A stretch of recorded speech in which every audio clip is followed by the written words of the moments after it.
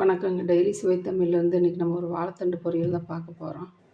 அதுக்கு சின்ன வெங்காயம், பச்சை மிளகா, கருவேப்பிலை, கொஞ்சம் தேங்காய் எடுத்து வச்சுருக்குது. இப்போ நம்ம இந்த வாழைத்தண்டை வெட்டிக்கிட்டு வந்துடுவோம். கொஞ்சம் வெட்டியாச்சு. இப்போ இது நார் எடுக்கணும்.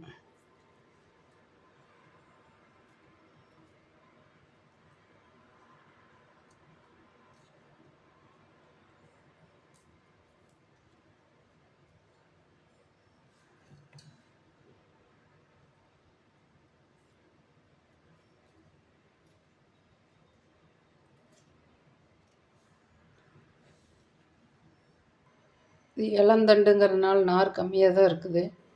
எடுத்தாச்சு. நீ வெட்டிடுவோம்.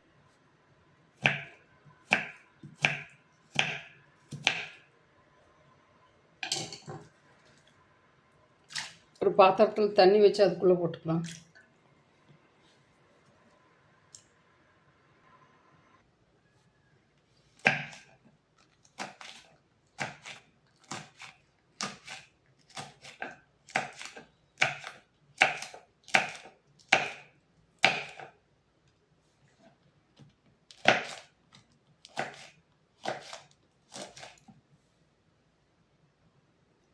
வாழைத்தண்டு வெட்டி எடுத்தாச்சு.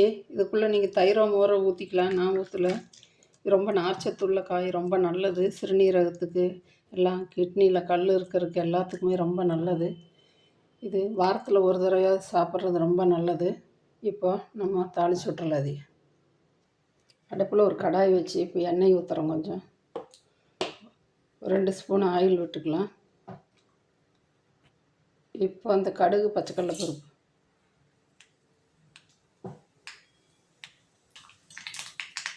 இப்போ வெங்காயம், பச்சை மிளகா, கருவேப்பிலை,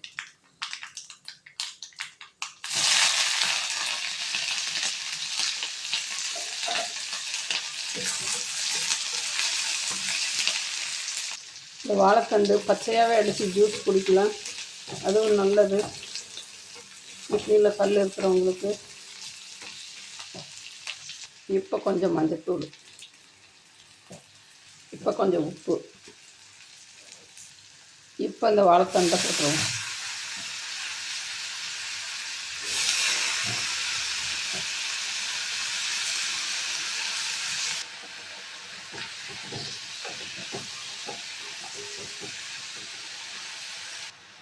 இது ரசம் சாப்பாடு, தயிர் சாப்பாடு போட்டுக்கலாம். நல்லா சாம்பார் சாதத்துக்கு தொட்டுக்கலாம், தோசைக்கு கூட தொட்டுக்கலாம். இப்போ கொஞ்சம் மூடி போட்டுடலாம், வேகட்டும். தண்டு வெந்து போச்சு. இப்போ தேங்காய் போட்டு இறக்கிடுவோம்.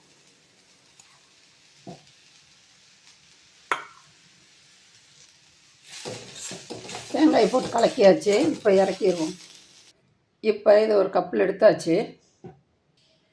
இப்போ தயிர் சாதத்துக்கு வாழைத்தண்டு பொரியல் ரொம்ப சூப்பராக இருக்கும்.